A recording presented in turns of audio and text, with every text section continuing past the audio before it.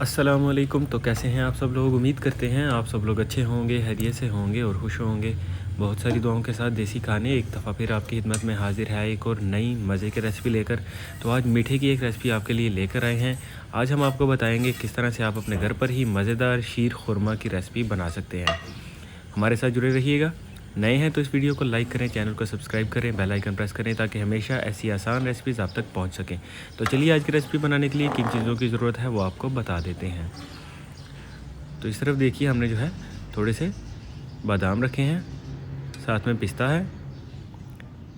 इस तरफ हमने खुश्क खजूर रखी है, उसी के साथ ड्राई कोकोनट है, उसे कद्दूकश करके रखा है, हस्ब ज़रूरत इस्तेमाल करेंगे। साथ में ज़ाफ़रान लेंगे।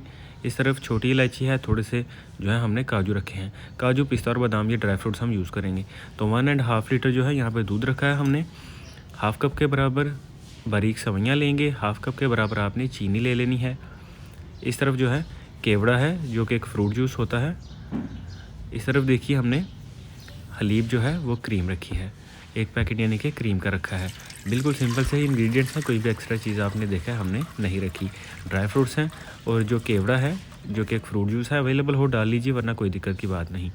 तो अभी सबसे पहले हमने आपके सामने दूध जो है उसे बर्तन में डाल दिया है, कढ़ाई में। अच्छे से उसको पकाना है ताकि वो थोड़ा सा थिक हो जाए। तो कुछ देर जो है दूध को हम पका लेंगे। उसके बाद दूसरी साइड पे 2 टेबलस्पून के बराबर आपने देसी घी ले लेना है। और जैसे ही घी आपका अच्छे से पिघल के गर्म हो जाए तो आपके पास जो हाफ़ कप सवैयाँ हैं वो आपने उसमें डाल देनी है। अच्छे से भून के उनको आपने रेडी कर लेना है। तो रेसिपी के बारे में कोई भी सवाल हो हमेशा कमेंट सेक्शन में जो है वो आप हमसे पूछ लिया करें।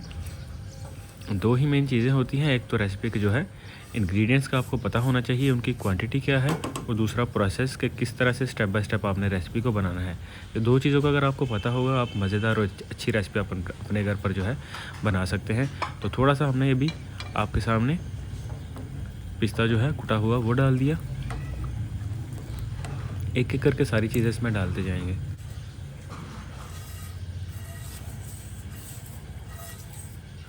तो अभी जो सवैयाँ हमने देसी घी में रेडी की थी, 2 टेबलस्पून देसी घी में, वो हमने आपके सामने दूध के अंदर ऐड कर दी हैं।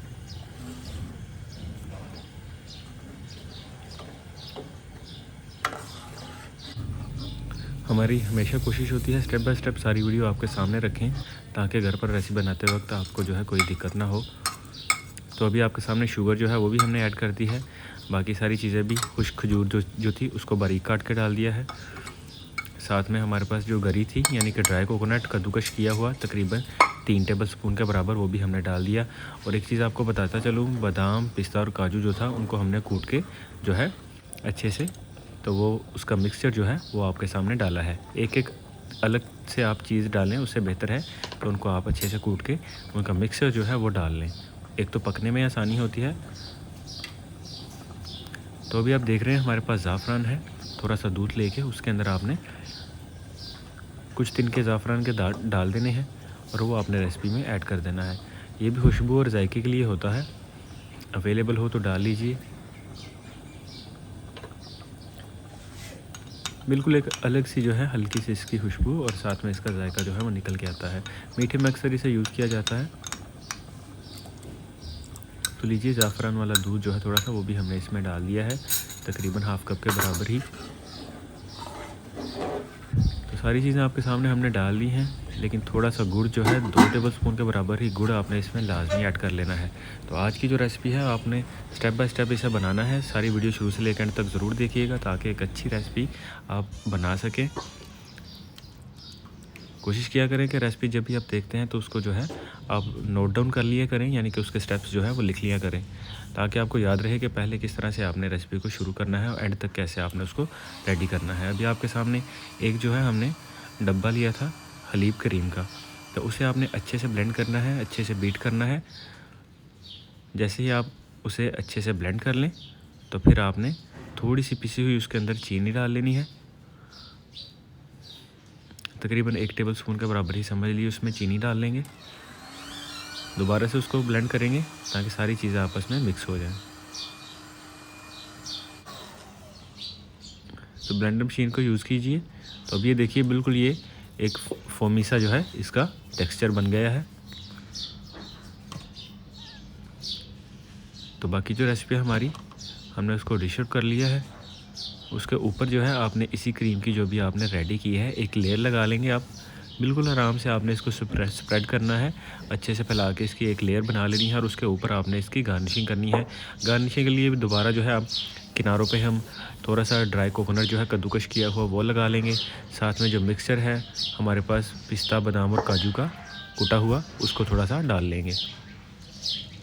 पहले तो क्रीम जो है उसको अच्छे से स्प्रेड कीजिए, फिर बाकी चीज़ें आप इस तरह से डालते जाइए एक एक करके।